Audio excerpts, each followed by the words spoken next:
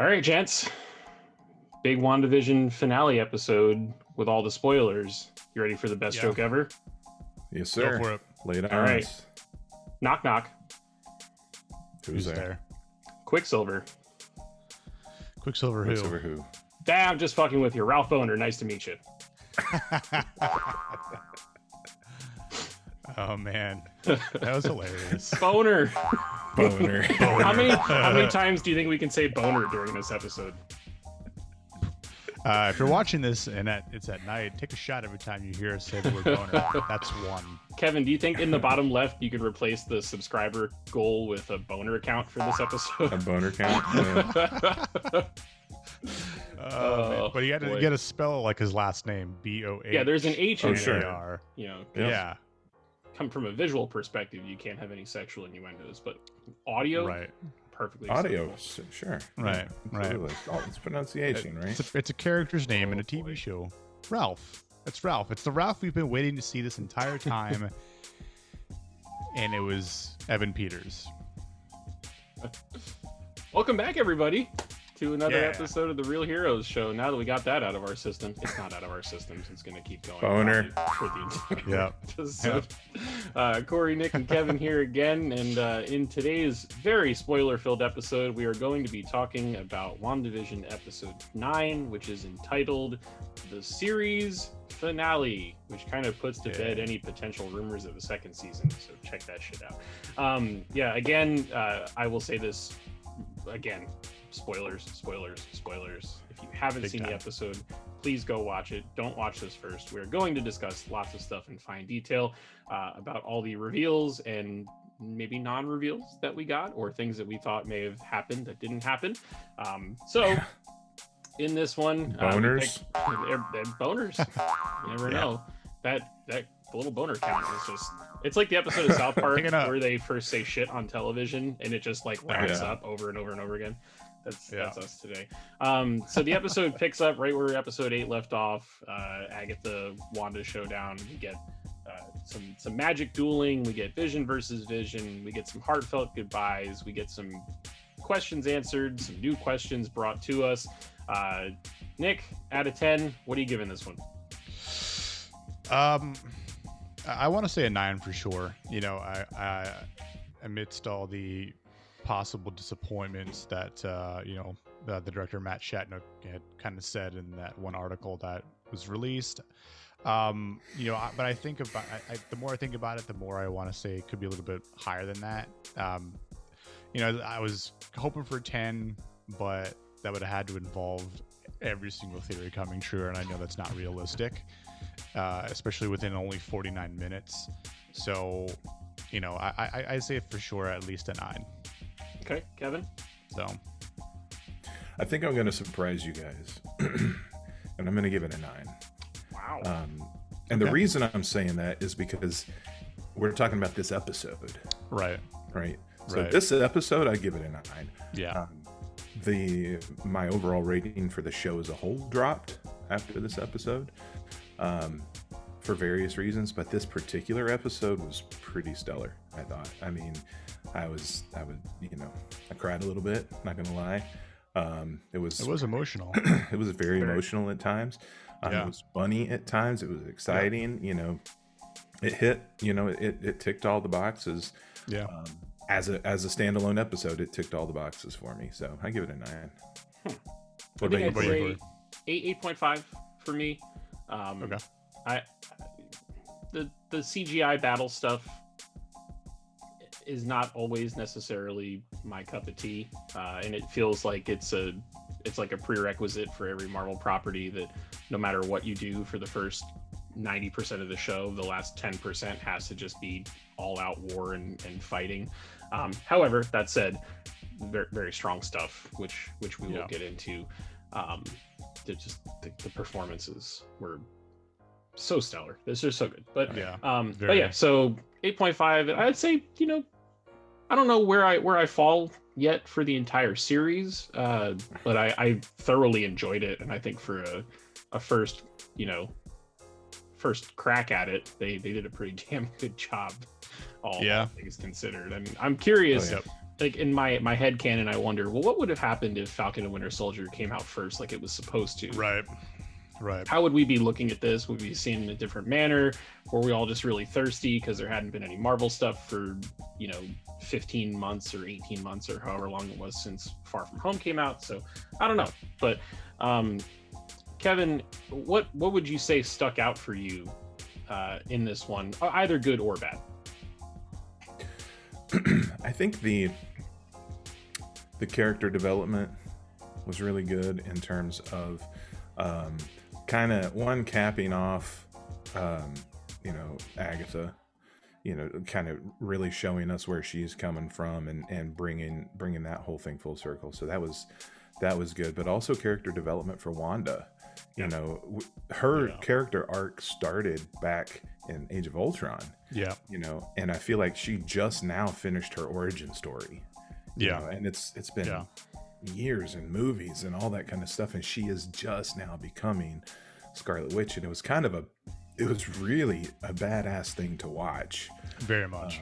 Especially when she kind of emerges from this whole, like, what looked kind of like the Phoenix Force experience, all that kind of shit. Yeah. When she emerges from that with like the headgear and the outfit and all that kind of stuff, and it's really interesting that they were able to pull that off. And I mean, kudos to Marvel to be able to pull off the Scarlet Witch in a non-cheesy way. Yeah.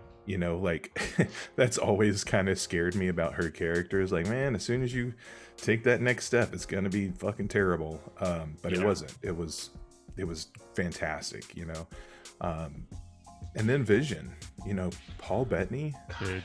So good. He's highly underrated as an actor. And yeah, I mean, his goodbye scene was, like I said before, it's kind of heartbreaking.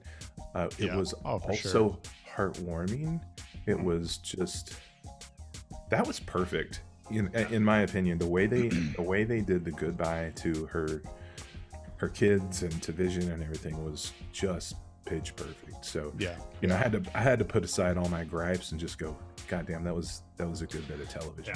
If that's what it took 8 episodes great writing, to get to. Great acting. Yeah, absolutely. But I mean, the truth is, those 8 episodes were a hell of a lot of fun. Oh yeah.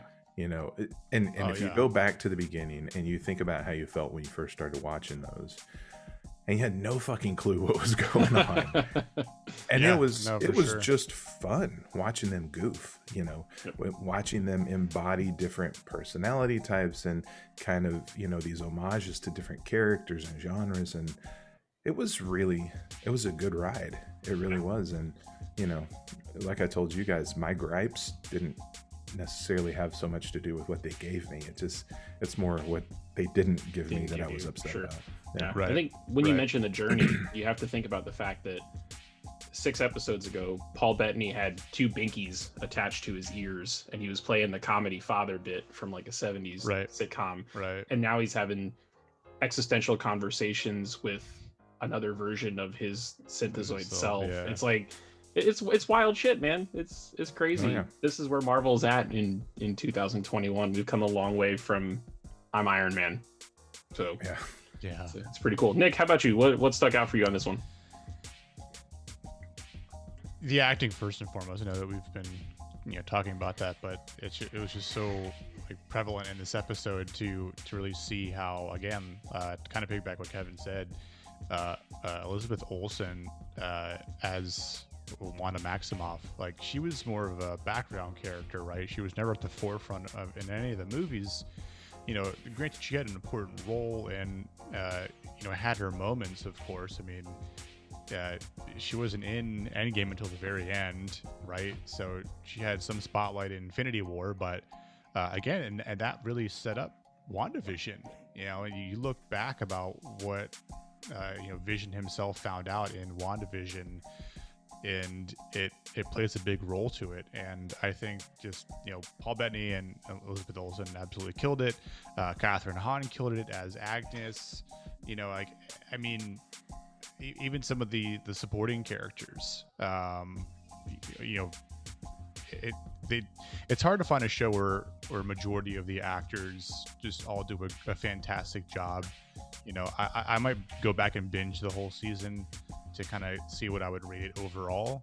I think one of my favorite moments in the entire episode, though, is the existential conversation between Vision and Vision with the ship of Perseus. Man, that right there, what a moment in television. Like it definitely seemed like it was like movie quality-esque. Yeah. You know, cinematography, writing, just seeing the visual aspects of each type of vision, you know, and just that moment where I don't know how to differentiate them. OG Vision to new Vision, you know, is like, may I? And the moment he touches OG Vision, when his eyes change, dude, I was like, it's he so goes, good. I am Vision, and just took off. I'm like, we're gonna get Paul Bettany back. Oh yeah. Yep. And taking that money truck to the bank, baby. but rightfully so. Which, It's like, you know, and in retrospect, I guess we're seeing what Elizabeth Olsen was referring to in her cameo, as well as what Paul Bettany was referring to in the guy that he wanted to work with, which is what I alluded to last time, which was himself. Yeah.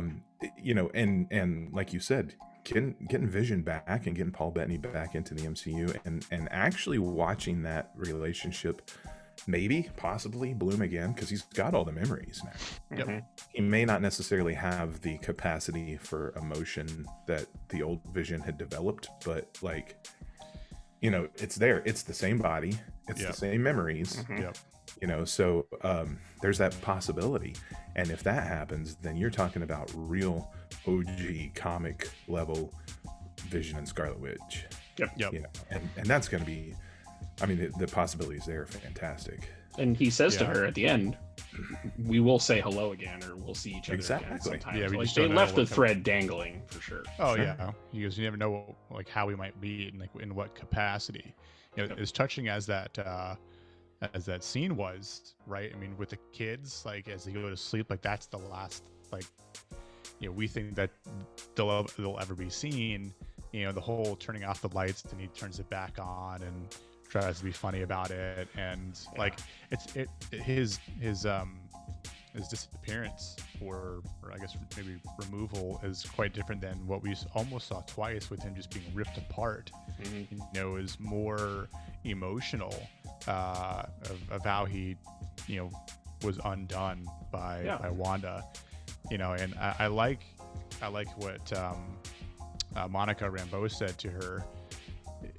You know, they'll never know what you sacrificed for them, and the fact that she said she would have done the same, it really puts a lot of things into perspective. Like, Absolutely. I know it's a TV show, but a lot of, you know, I feel like a lot of people probably would have done the same. It's like, you know, she kept a bunch of people hostage and stuff like that, and it's like, well, you know, you got to cut her a little bit of slack, I feel like, because she's like one of the most powerful beings in existence.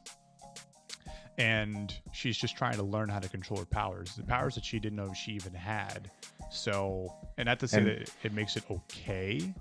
No, but, you know, on top of all that, grief is a motherfucker. You know, there's people will do a lot of stuff when they're grieving that they wouldn't do otherwise. You're not in your right mind, you know, in those instances. And, you know, I think the comparison earlier with the Phoenix Force is actually pretty accurate here, because this is a massive cosmic energy that she is now embodying and has no idea how to control. We saw what happened you know, in other universes or comics or whatever with Jean Grey when that happened to her. And she basically lost control. So I mean, the fact that she was even able to control it at all was big. That speaks to the character of her character. And she is a hero, you know, at her core. Absolutely. There's some shades of gray in between, but at the end of the day, she is an Avenger. As there are with every good hero.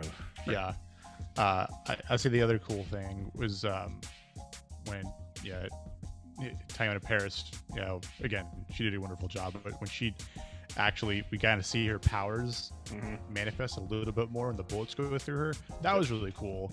I thought it might come out a little bit more, but at the same time, I think it's cool for what it sets up. And the fact that getting saved for Captain Marvel too. Yeah. I think. Yeah. Oh, the yeah, fact that we absolutely. found out that who Ralph was, and Ralph Boner, and Thank- she figures out like it's just the necklace that's kind of keeping him under control from from Agnes's powers, and that she basically gave him speed. Yeah. So it's He again, even does the flick from the Fox universe. Yep. And The- it throws her Easter egg back. there. Yeah. Yep. Which Yeah, is cute. so I think the Wizard of Oz Easter egg, That was awesome. That was fucking great. dude, that was so good. I was like, which battle? Yeah, that was great. And listen, speaking of which battle, the runes in the sky. Bro. Oh.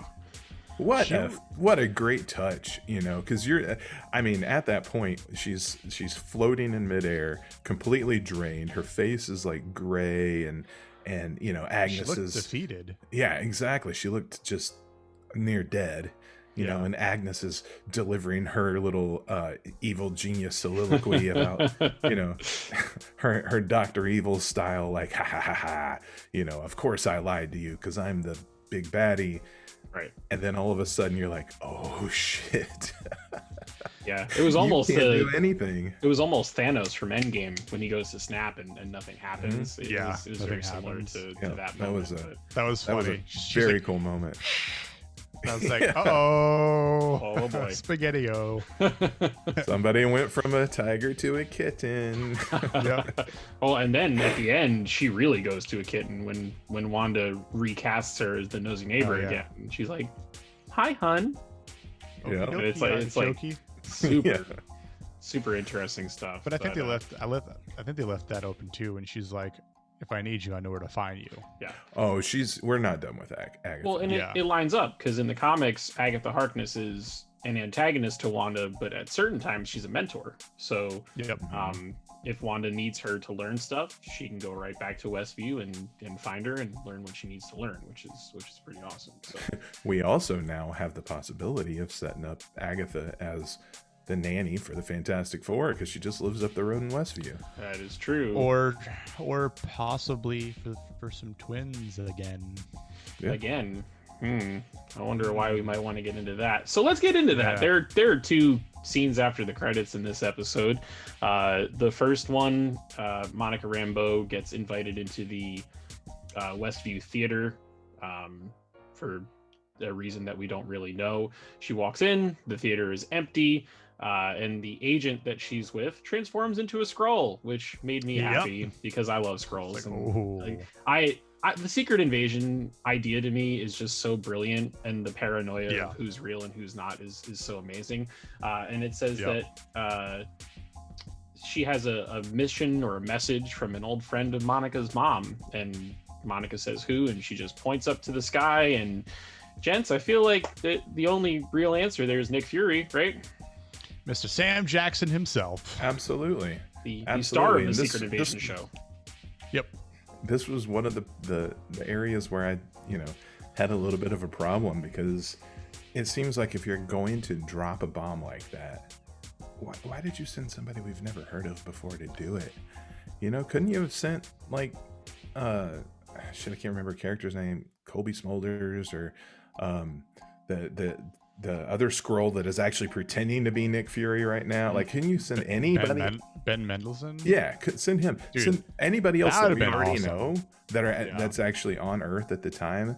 Like, this is where you start showing off the fact that it's a TV show and you didn't have the budget.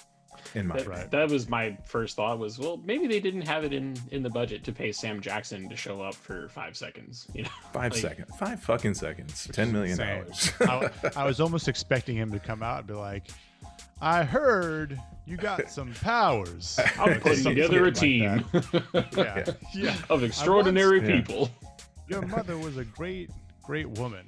And somebody get these motherfucking snakes off this motherfucking plane. It would have been great for him to walk out and for it actually to have been Ben Mendelsohn's Skrull character. Playing him.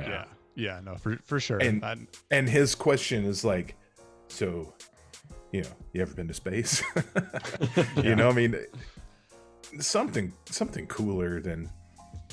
I didn't like that part. Yeah, I like what they're however, getting at. I didn't like Right. what they're getting at. I didn't like that delivery. I don't know about Yeah. you guys, but most Marvel movies, when they do 2 post-credit scenes, one of them is kind of just like and then the other one is like, oh.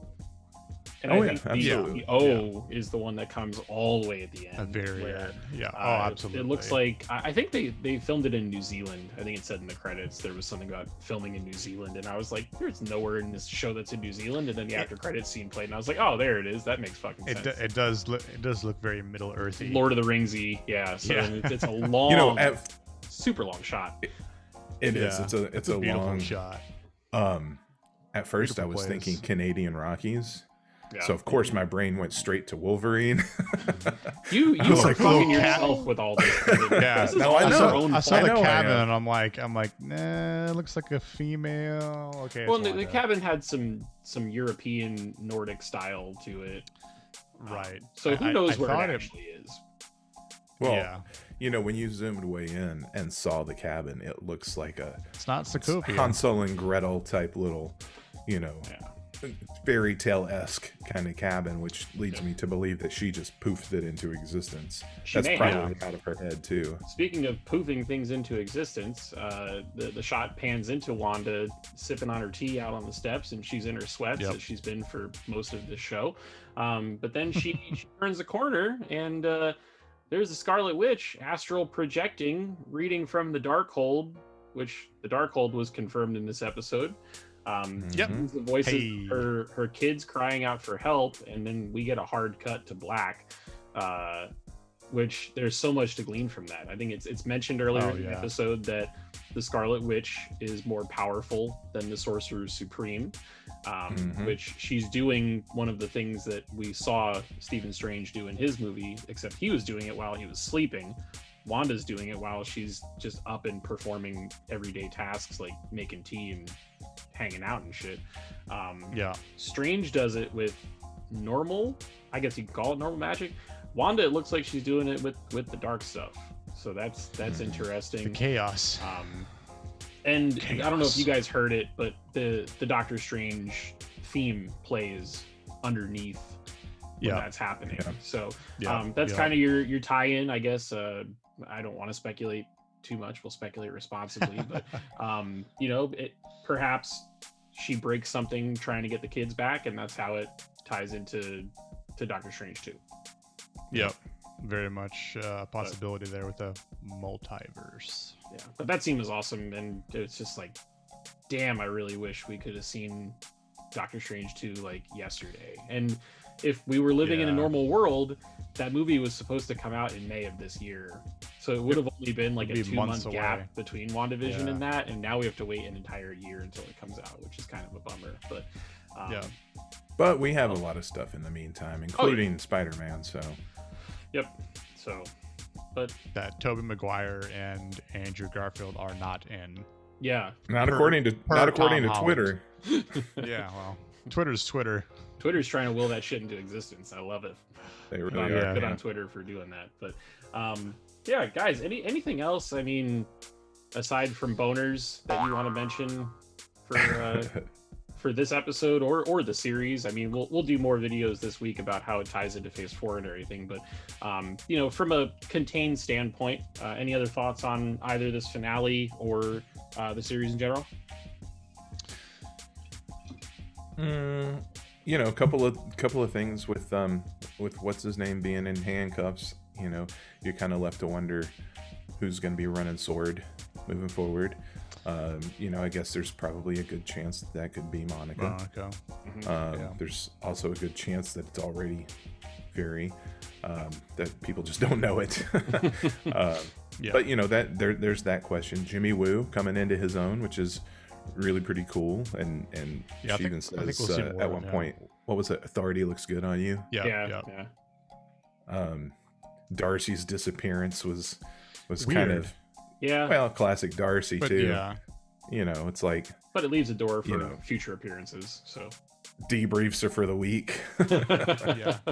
Like I kind of Like- wonder if she'll be in. What was she confirmed to be in? Thor 4. Nope. I'm not sure if she was or not. Yeah. So I wonder when we'll see her again. Yeah. It's a great character though. Yeah. See. But they did a good job wrapping things up, I thought. And also, I did love it when that, I guess, what is it, a funnel cake truck? When it went back to real life, and it's like literally a military tank. Giant art, yeah. That's it's awesome. That made me chuckle. Oh yeah, But, I would smash a Hummer. The last thing I want to say, these side characters. I forgot to mention this before. They were really great when they were all surrounding Wanda, and they were like, "Just let my daughter out of her room. Just let us die already." Like, I was very just like, eerie. Yeah, very creepy. Very. The old lady's like, "Just let us die." I'm like, that's kind of dark. Yeah, it was real dark. You see and start to understand what they were going through this entire time. When we go to sleep, we see your nightmares and all that kind of stuff. Norm said that. I was like, "Ooh, fucking crazy." Yeah, everybody has a little bit of insight into her psyche now, but that was good. Not enough to understand what she gave up. Right, I was gonna say, like, if they all understand what her nightmares are like, you think they come out of it and be like, man, she was going through some shit.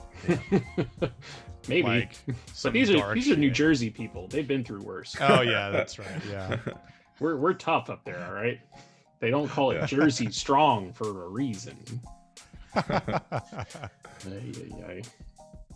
All right, well, that's it. I guess that's it. That sounded like a good spot to wrap for this episode. Yeah, it was fun. It was a great 9 episodes. A lot of fun to watch. Yeah, great to talk about it every week. And the fact that it just keeps flowing right into the next thing is even better. So there really is no downtime. So we'll call it a day on this boner of an episode, guys. We'd love to hear in the comments what you thought about this one. If you enjoyed the finale, if you enjoyed the entire series, if the events from the finale changed your perspective on the 8 episodes that came before it, please let us know in the comments below. And as always, make sure to like the video, subscribe to the channel, turn on all of your notifications that you never miss another one. We will be later this week going through how this impacts phase 4 of Marvel Cinematic Universe, as well as maybe a few surprise videos down the road. Who knows? We'll throw a little tease out there for you, for those of you who actually stay all the way till the end. So for Nick and Kevin, we will see you guys in the next video.